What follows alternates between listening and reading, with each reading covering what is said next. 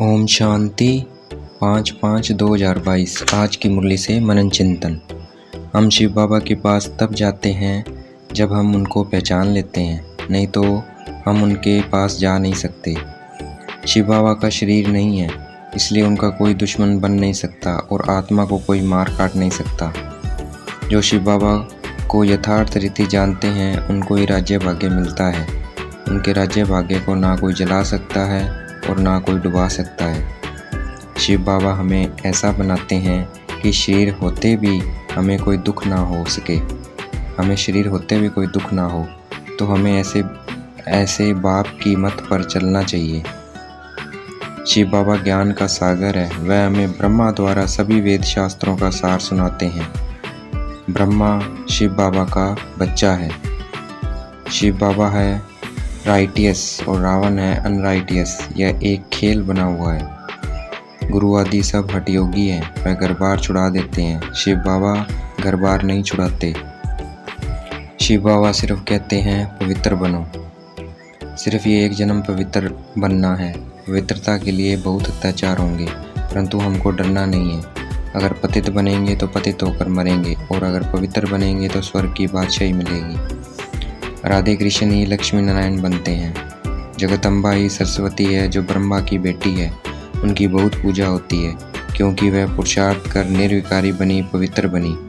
जगदम्बा ब्राह्मणी है, उसके कोई 8 भुजाएं नहीं है। मंदिर में देवी को 8 भुजाएं दिखाई। इस माया के राज्य में झूठ ही झूठ है। एक शिव बाबा ही सत्य है जो हमें आकर सत्य बताते हैं। शिव बाबा युगे युगे नहीं आते हैं, अर्थात सतयुग के बाद, त्रेता के बाद, द्वापर के बाद नहीं आते हैं। शिव बाबा आते हैं कलयुग और सतयुग के संगम पर।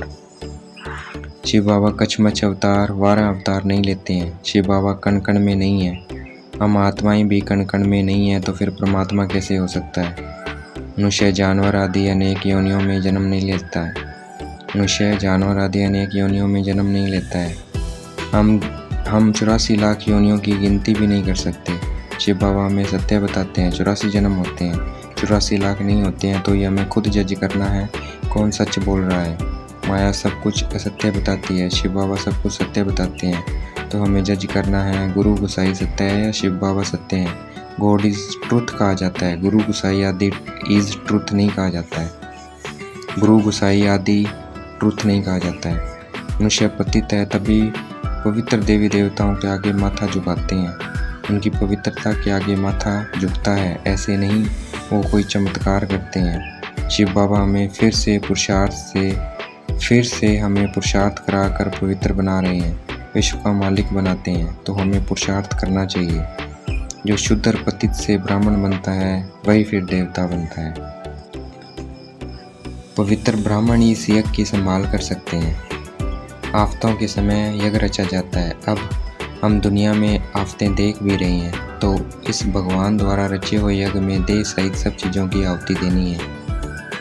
कहानी है, दक्ष प्रजापिता ने यज्ञ रचा, परंतु प्रजापिता तो सिर्फ एक ब्रह्मा बाबा है। शिव बाबा ब्रह्मा द्वारा यज्ञ रचते हैं। परमपिता परमात्मा के पास हम सिर्फ ब्रह्मा द्वारा ही पहुंच सकते हैं। शिव बाबा की पोस्ट ऑफिस ब्रह्मा बाबा है। परमात्मा हमें पतित से पावन बनाने आए हैं। मनुष्य पतित हैं, तभी तो गंगा स्नान करने जाते हैं, परंतु गंगा पतित पावनी नहीं है। हमें नई दुनिया में चलना है, वहाँ देवताएं आत्माभिमानी होते हैं, तो हमें आत्मा अभिमानी बनना है।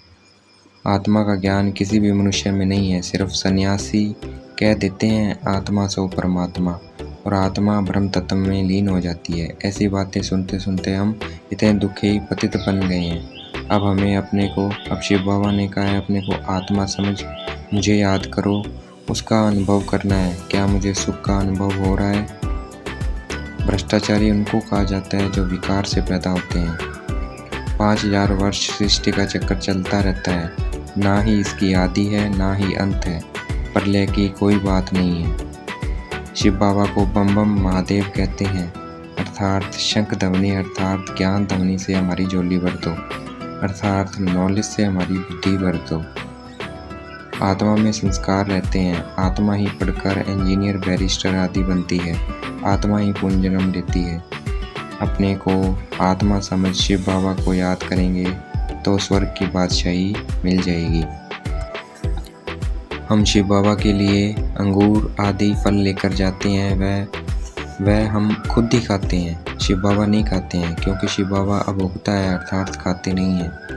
वह सिर्फ भावना का हमें सिर्फ भावना का फल मिलता है। शिव बाबा तक सिर्फ हमारी भावना पहुंचती है।